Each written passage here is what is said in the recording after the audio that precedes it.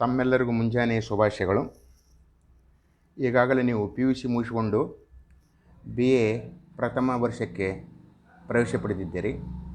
ಅದರಲ್ಲಿ ಅನ್ವಯಿಕ ಸಂಖ್ಯಾಶಾಸ್ತ್ರವನ್ನು ಆಯ್ಕೆ ಮಾಡಿಕೊಂಡಿದ್ದೀರಿ. ಅನ್ವಯಿಕ ಸಂಖ್ಯಾಶಾಸ್ತ್ರ ಆಯ್ಕೆ ಮಾಡಿಕೊಂಡಂಥ ವಿದ್ಯಾರ್ಥಿಗಳು PUCಯಲ್ಲಿ ಎಕನಾಮಿಕ್ಸು ಮತ್ತು ಜಾಗೃತಿ ಭೂಗೋಳಶಾಸ್ತ್ರ ತೆಗೆದುಕೊಂಡಿದ್ದರೆ ಅಲ್ಲೇ ಈ ಮ್ಯಾಥಮೆಟಿಕಲ್ ಪಾರ್ಟ್ ಅಂದರೆ ಗಣಿತದ ಮೂಲಗಳನ್ನು ತಿಳಿದಿರ್ತೀರಿ. ಮುಖ್ಯವಾಗಿ ಈ ಅನ್ವಯಿಕ ಸಂಖ್ಯಾಶಾಸ್ತ್ರದಲ್ಲಿ ಗುಣಾಕಾರ, ಭಾಗಾಕಾರ, ಕೂಡಿಸುವುದು, ಕಳೆಯುವುದು ಮತ್ತು ಪರ್ಸೆಂಟೇಜ್ ಶೇಕಡ ಇತ್ಯಾದಿಗಳನ್ನು ತಿಳಿದುಕೊಂಡಿರ್ತೀರಿ. ಒಂದು ವೇಳೆ ತಿಳಿದಿರಲಿಲ್ಲ ಅಂದರೆ ಅವನ್ನೆಲ್ಲವನ್ನು ಮನೆಯಲ್ಲೇ ಪ್ರಾಕ್ಟೀಸ್ ಮಾಡಿರಿ. ಈ ಸಂಖ್ಯಾಶಾಸ್ತ್ರದಲ್ಲಿ ಈ ಮೊದಲಿಗೆ ಥಿಯರಿ ನಾವು ಸಿಲೆಬಸ್ಸನ್ನು ಇಂಗ್ಲೀಷ್ನಲ್ಲಿ ಕಳಿಸಿರುತ್ತೇವೆ. ಆದರೆ ಆ ಇಂಗ್ಲೀಷ್ನಲ್ಲಿಂಥ ಸಿಲೆಬಸ್ಸನ್ನು ಕನ್ನಡದಲ್ಲಿ ಆಯಾ ಚಾಪ್ಟರ್ಗಳನುಗುಣವಾಗಿ ಹೇಳುತ್ತೇವೆ. ಈ ಮೊದಲನೆಯದಾಗಿ ಸಂಖ್ಯಾಶಾಸ್ತ್ರದ ಮುನ್ನುಡಿ ಅಥವಾ ಇಂಟ್ರೊಡಕ್ಷನ್ ಆಫ್ ಸ್ಟ್ಯಾಟಿಸ್ಟಿಕ್ಸ್.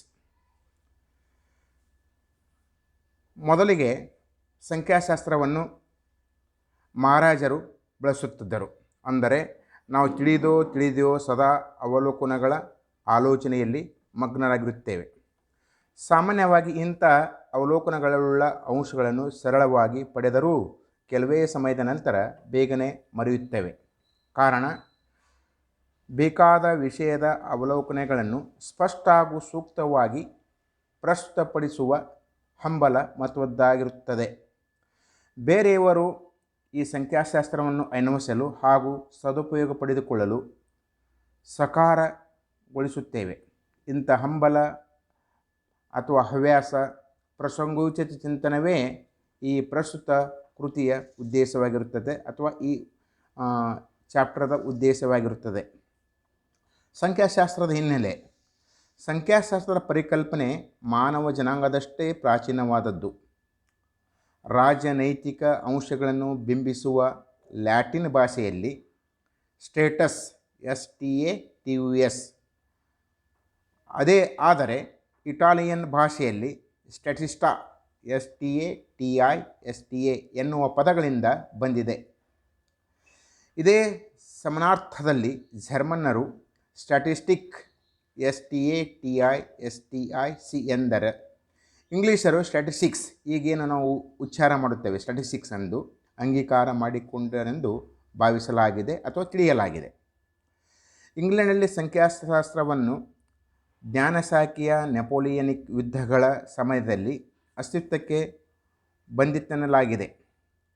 ಆಡಳಿತ, ರಕ್ಷಣಾ ಸಂಬಂಧಿ ಅಂಶಗಳನ್ನು ಆಧರಿಸಿ ಇದ್ದ ವಿವರಣಾತ್ಮಕ ಅಂಶಗಳಿಗೆ ಮಹತ್ವ ಕೊಡಲಾಯಿತು.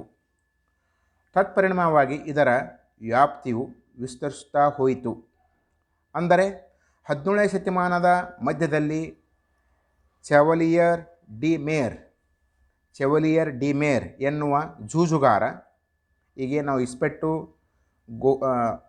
ಗುಳುಗುಳಿ ಅಥವಾ ಮಟ್ಕ ಜೂಜುಗಾರ, ಬಿಂದುಗಳ ಸಮಸ್ಯೆ ಪ್ರಾಬ್ಲಮ್ ಆಫ್ ಪಾಯಿಂಟ್ಸ್ ಅಂತಹ ಪ್ರಸಿದ್ಧ ಸಮಸ್ಯೆಯನ್ನು ಸೂಚಿಸಿದನು. ಹೀಗೆ ಸಂಖ್ಯಾಶಾಸ್ತ್ರದಲ್ಲಿ ಸಂಭವನಾತ್ಮಕ ಕ್ರೀಡೆಗಳ ಕಲ್ಪನೆಯೂ ಪ್ರಾರಂಭವಾಯಿತೆನ್ನಬಹುದು. ಬಿಂದುಗಳ ಸಮಸ್ಯೆಯನ್ನು ಹೀಗೆ ವಿವರಿಸಲಾಗಿದೆ. ಸಂಭವನಾತ್ಮಕ ಕ್ರೀಡೆಯನ್ನು ಇಬ್ಬರು ವ್ಯಕ್ತಿಗಳು ಆಡುತ್ತಾರೆ. ಉದಾಹರಣೆಗೆ ಟಾಸಿಂಗ್ ಎ ಕಾಯಿನ್, ಒಂದು ನಾಣ್ಯವನ್ನು ತೂರಿದಾಗ ಯಾವ ವ್ಯಕ್ತಿ ನಿರ್ದಿಷ್ಟ ಸಂಖ್ಯೆಯ ಗುಣಗಳನ್ನು ಗಳಿಸುತ್ತಾನೆ ಆತ ಜೂಜನ್ನು ಗೆದ್ದಂತೆ. ಯೂಶ್ವಲಿ ನಾವು ಇಸ್ಪಟ್ಟಾಟ, ಈ tossing a coin, rolling a die, ಗುಳುಗುಳಿ ಆಟ, ಆಗ ಆಟ ಮುಗಿಯುವುದಕ್ಕಿಂತ ಮೊದಲೇ ಆಡುವುದನ್ನು ನಿಲ್ಲಿಸುವವರು ಪ್ರತಿಯೊಬ್ಬರೂ ಗೆದ್ದ ಸಂಖ್ಯೆಯ ಆಧಾರದ ಮೇಲೆ ಜೂಜನ್ನು ಹೇಗೆ ಭಾಗ ಮಾಡುತ್ತಾರೆ. ಈ ಚಿತ್ತಾರ್ಷಕ ಸಮಸ್ಯೆಯ ಫ್ರೆಂಚ್ ಗಣಿತ ತಜ್ಞರಾದ ಪಾಸ್ಕಲ್ ಮತ್ತು ಫೆರ್ಮಾಟರುಗಳು ಗಮನ ಸೆಳೆಯಿತು. ಆಧುನಿಕ ಸಂಖ್ಯಾಶಾಸ್ತ್ರದ ಪರಿಕಲ್ಪನೆಗೆ ಪಾಸ್ಕಲ್ ಅನ್ವಯಿಸುವ ಸಂಭವನೀಯತೆಯು ಮೂಲಾಧಾರವಾಗಿ ಪರಿಣಮಿಸಿತು. ಹೀಗಾಗಿ ಇದೊಂದು ಜ್ಞಾಪಕ ಜ್ಞಾನಸಹಾಯಕಿಯಾಗಿ ಬೆಳೆಯಿತು. Galton, Karl Pearson, R A. Fisher, C R. Rao, ರಂಥ ದಿಗ್ಗಜರು ಸೈದ್ಧಾಂತಿಕ, ವಿವರಣಾತ್ಮಕ, ಊಹಾತ್ಮಕ, ಅನ್ವಯಿಕ ಹಾಗೂ ಪ್ರಾಯೋಗಿಕ ಸಂಖ್ಯಾಶಾಸ್ತ್ರಗಳೆಲ್ಲಕ್ಕೂ ಗಮನಾರ್ಹವಾಗಿ ನೆರವಾಗಿದ್ದಾರೆ.